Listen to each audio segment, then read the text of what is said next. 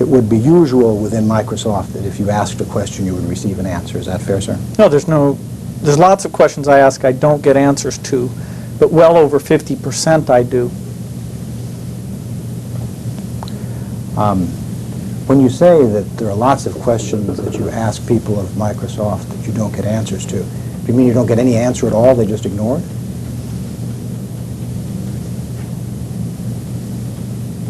That happens.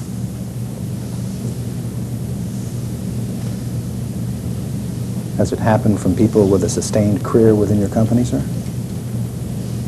If they're busy enough on priorities that I set for them, then yes.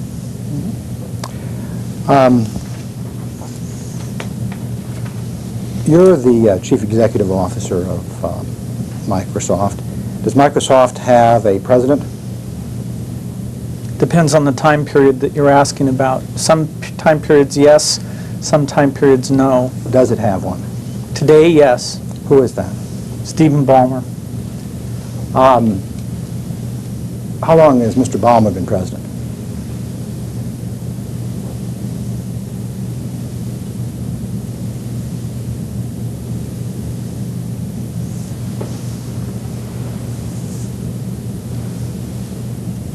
About 30 days. What was his position before that?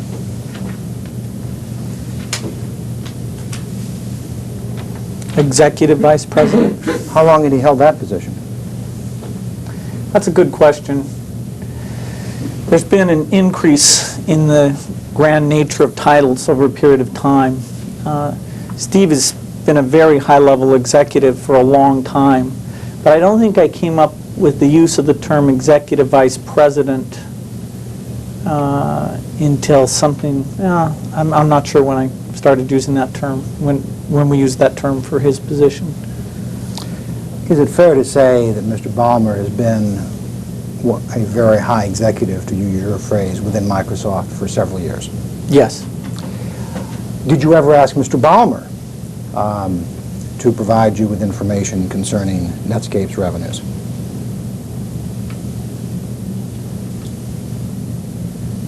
No. I don't remember doing that. It'd be a very unusual thing for me to ask Steve. As we discussed, he's a fairly high-level executive, so he doesn't generally go out and work on my behalf gathering numbers.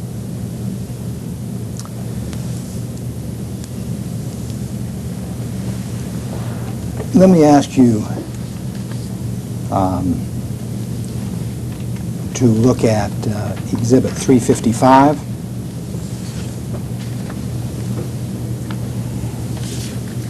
And in particular, the second paragraph of the third page.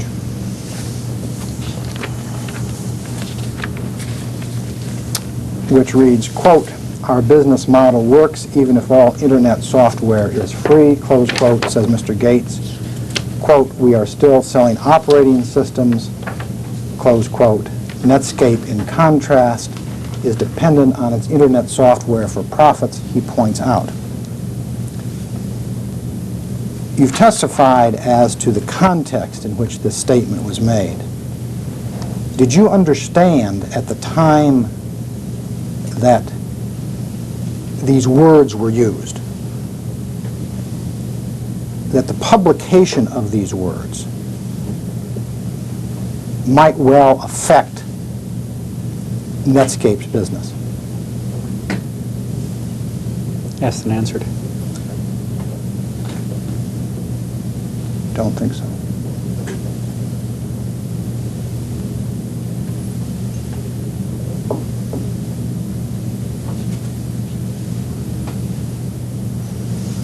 In this interview, I was defending Microsoft and the work we were doing to the reporter, and she was the one who was bringing up Netscape in several of the questions.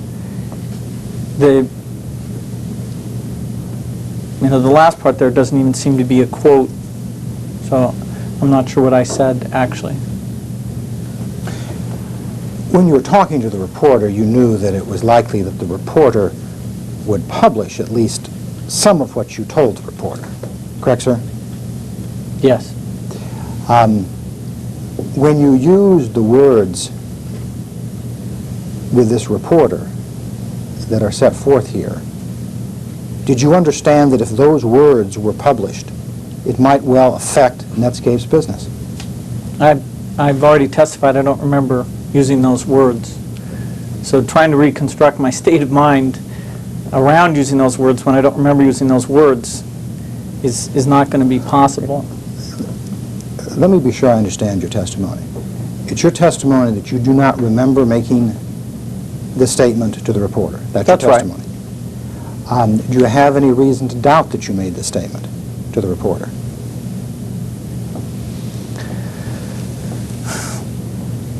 Well, it seems like we're going over this again and again. I think there were a series of questions from her about, that Netscape, that Microsoft might not have a future because of what was going on in the internet. And although I don't remember my specific answer, I do remember her asking a lot of questions along those lines. My question now, sir, is not what the reporter asked you. My question is whether you have any reason to doubt that you said the words that the reporter attributes to you.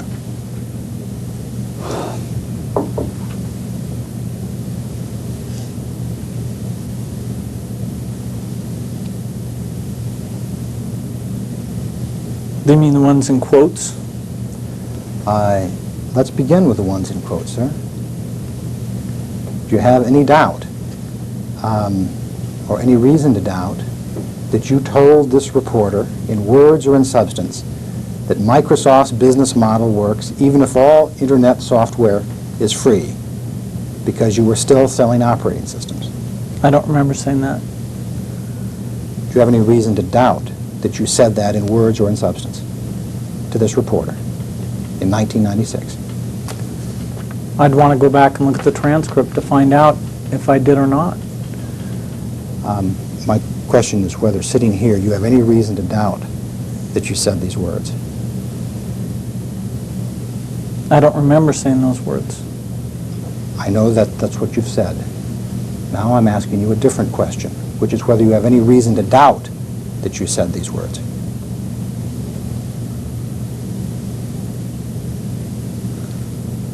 And if you don't understand the question, you can simply tell me you don't understand the question.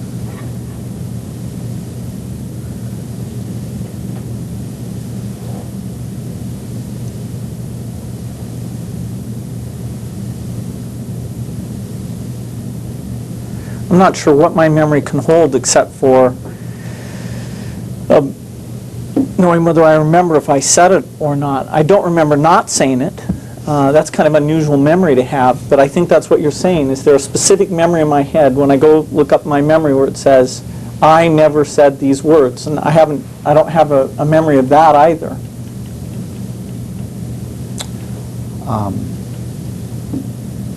Do you have a memory of stating the substance of what is attributed to you, even if you don't remember saying the exact words? No. Do you have any reason to doubt that you said the substance of what is attributed to you? I have no recollection of saying what is in the substance of that quote. Is what is in the substance of this paragraph inconsistent with what you told people publicly in 1996?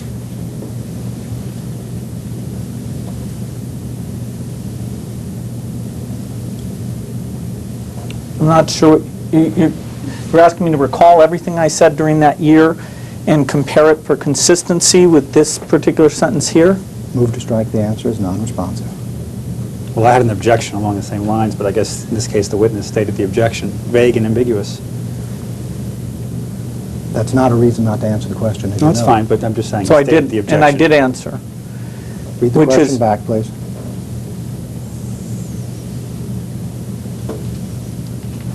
It's what is in the substance of this paragraph inconsistent with what you told people publicly in 1996?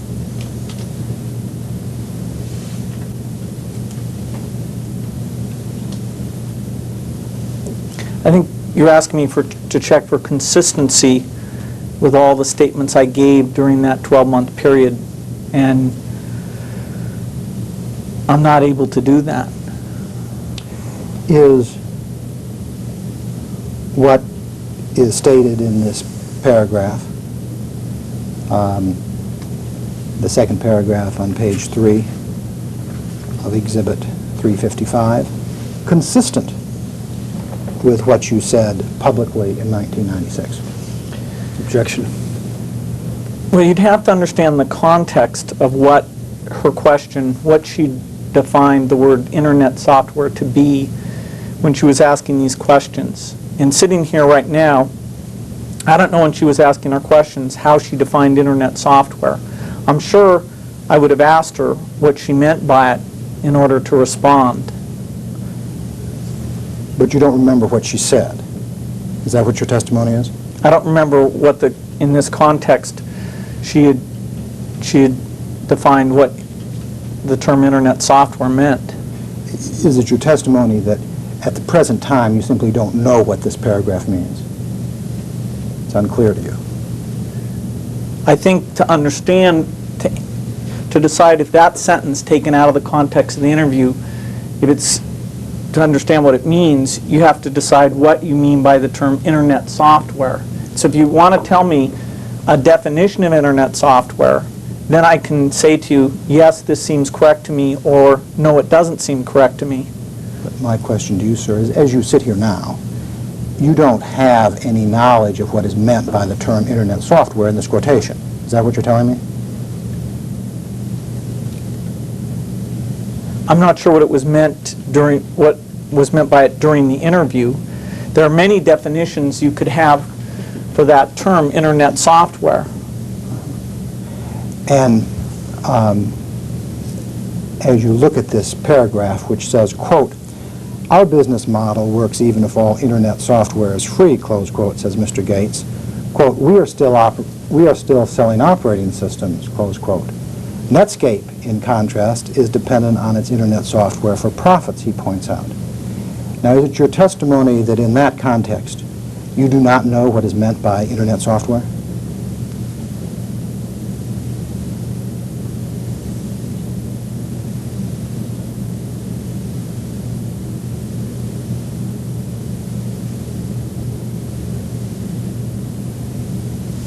Well, to give this statement internal consistency, it must have been in this interview I wasn't including operating systems in the term internet software, so the interviewer must have defined it that way, and I was including some products that Netscape was working on in that definition.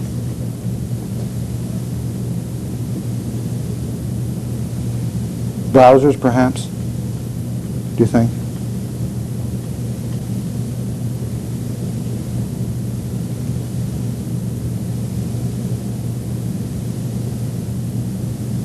Well, if you want to ask me about browser revenue, I'm glad to. I can't comment on whether how browsers relate to this interview that I don't remember. I'll be glad to answer any question about browsers.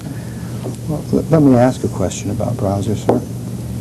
Do you have any doubt in your mind that the reference to internet software in this paragraph is a reference to browsers? You know, internet software, I can't think of a definition of it that would be specifically just browsers. Would it include browsers? Most definitions of it would, yes. Would it be clear to you, sir, that the reference to internet software here in this paragraph includes browsers?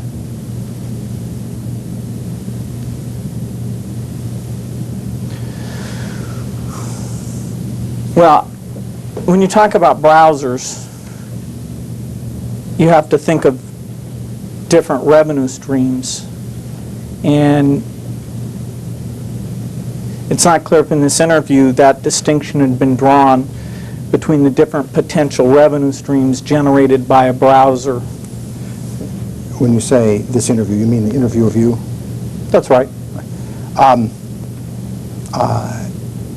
Let me try to put my question in a way that maybe will be more understandable. Is it clear to you from the context that's here that when a reference is made to Internet software, that reference includes browsers?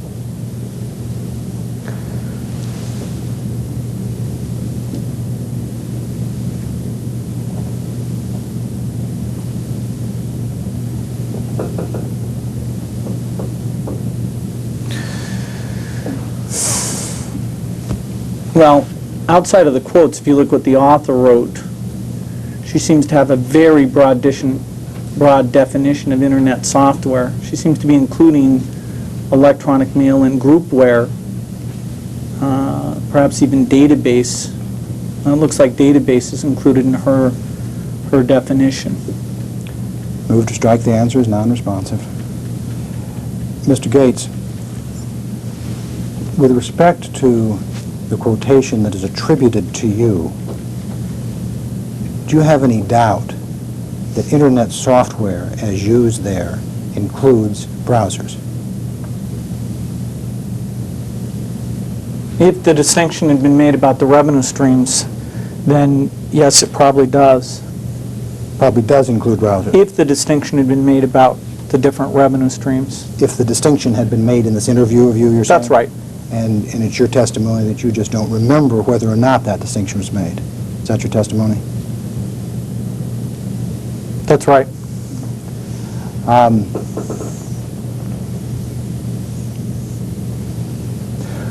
Let me ask you to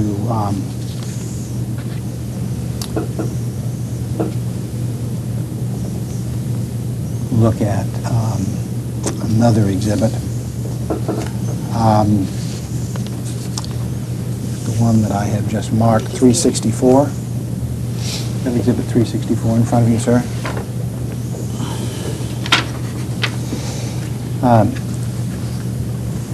Exhibit 355 that we were just talking about is a July 3, 1996 Financial Times article. Exhibit 364 is a June 10, 1996 Financial Times article.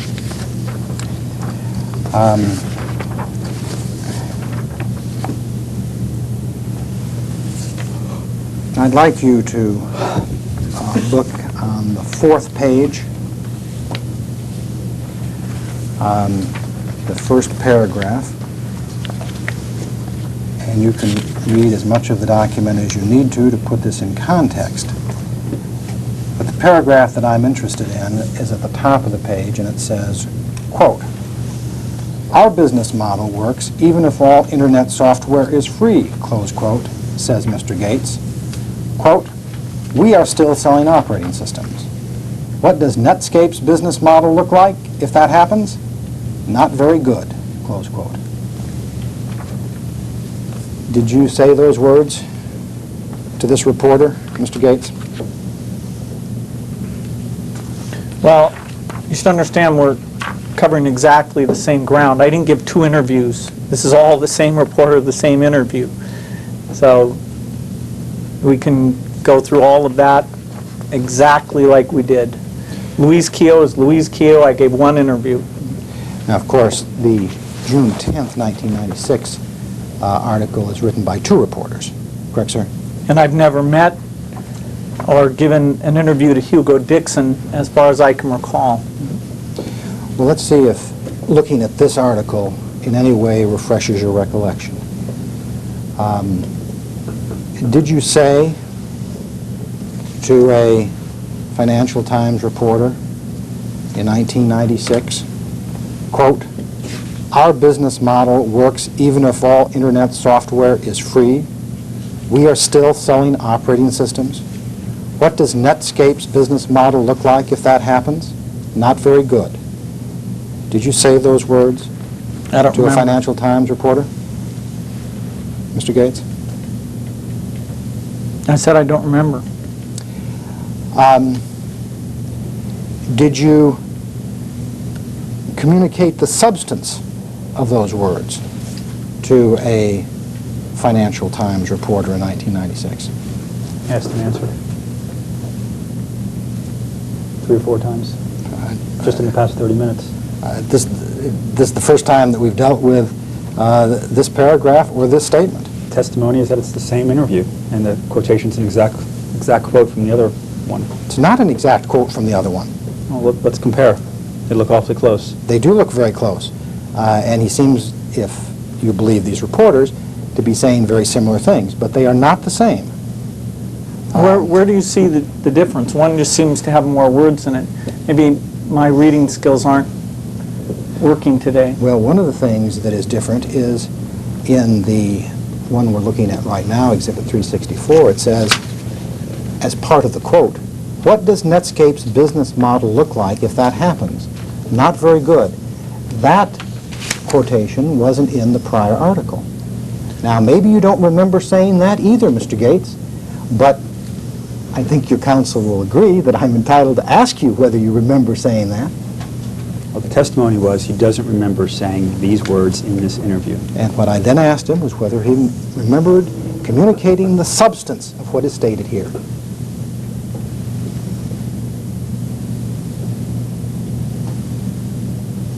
Now, even when you add the extra words on there, in terms of my recollection of the specifics or the substance, I'd say the same thing I said before when we were talking about the same quote, but with those extra words not included in this article. So your testimony today about the quotation in Exhibit 355 would be applicable to what is attributed to you in Exhibit 364 as well? That's fine. That's correct. Okay.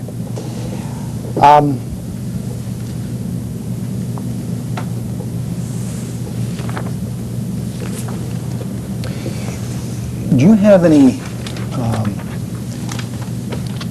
reason to believe that there would have been any reason for this reporter to have made up these quotations?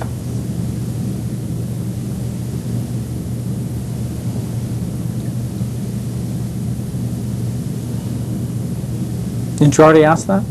I asked that with respect to the Business Week reporter. I'm now asking it with respect to the Financial Times reporter. Same answer. You do have to give it for the record, sir. What I'm asking you is whether you have any reason to believe that the Financial Times reporter would have made up or had any reason to make up the quotations that are attributed to you here.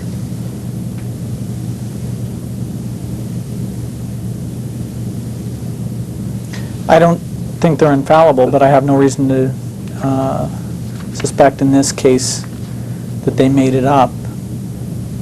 Okay.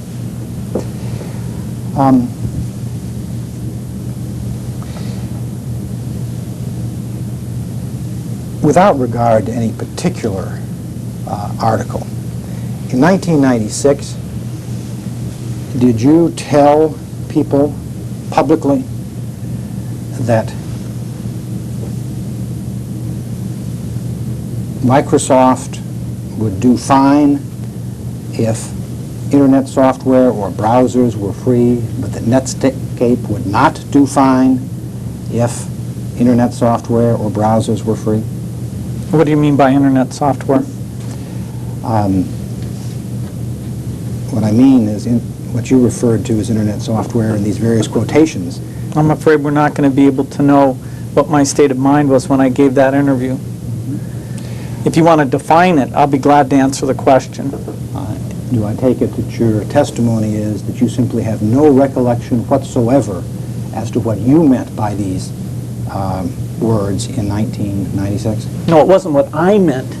I responded to a reporter's question, and I've already said to you that she must have given me a reason to understand what she meant in her questions in order for me to be able to answer them.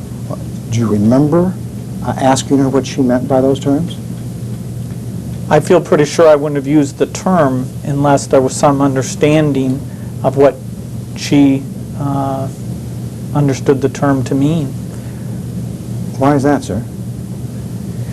I'm just saying it's not typical for me to use a term with a reporter where it's a very open-ended term that could be used in a lot of different ways without any understanding between myself and the reporter of, in that context, in that series of questions, what's being referred to.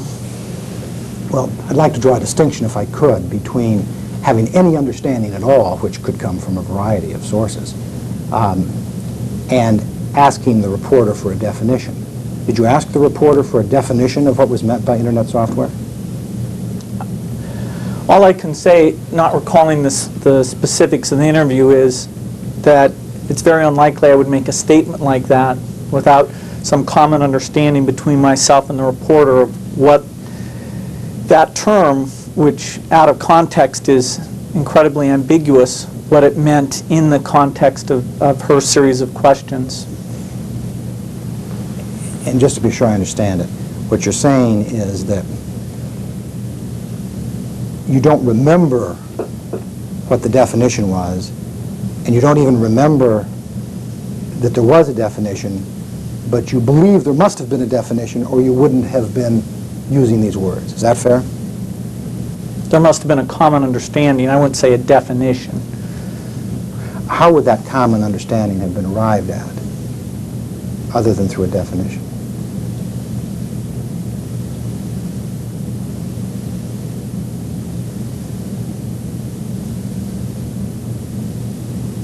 Oh, somebody can give examples. I'm just saying there doesn't have to be a formal definition for two people to have a context and a conversation of what a word means. That is, neither one has to say, I define the word as follows. So maybe I interpreted your use of the word definition too strictly. Okay. So if you define definition for this conversation in a loose way, then I'll understand what you mean. That is, what you need in order to understand the question is to have me define what is meant by definition. At least loosely.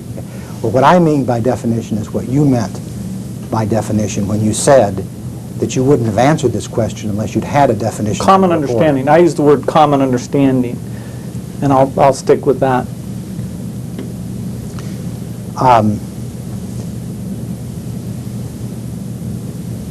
In 1996, was there a common understanding of what was meant by Internet software? In a context-free sense, absolutely not. Was there a common understanding of what was meant by an Internet browser? The whole notion of what the browser, what features it would contain or what it would mean or all that was very uncertain in 1996.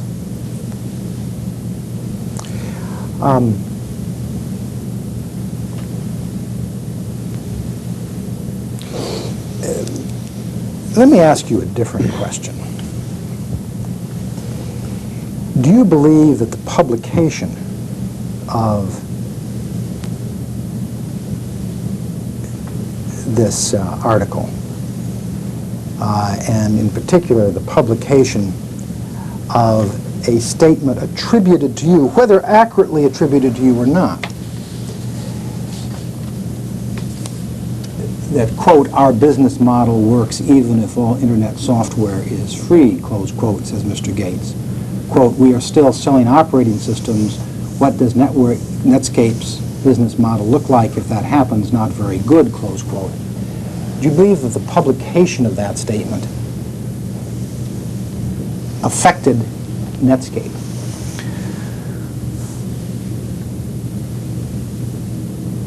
Well, I know when people have been quoted in the press, competitors, saying what trouble Microsoft is in and how much better their products are, that it's rarely had a direct effect on our business. I think somehow people rely on more analytical observers. I'll move to strike the answer as non-responsive. Would you read the question again, please?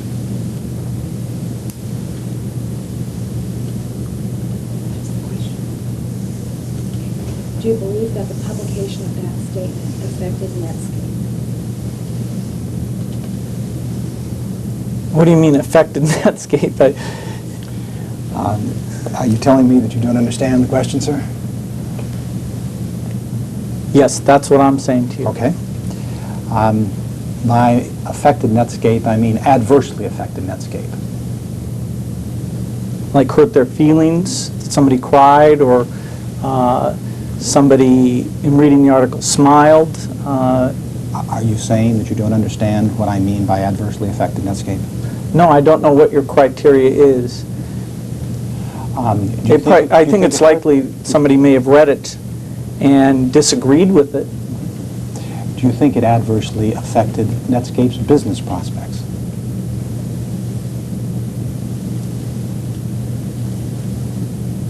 I think the general work that we were doing to do strong internet software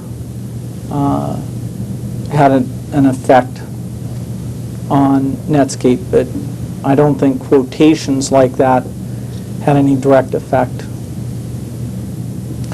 Now, you put in the word direct effect, and I know that you're a very precise person from the statement you've already made today. So I'm about to ask you what you mean by the use of the word direct there that you put in the answer that wasn't in the question.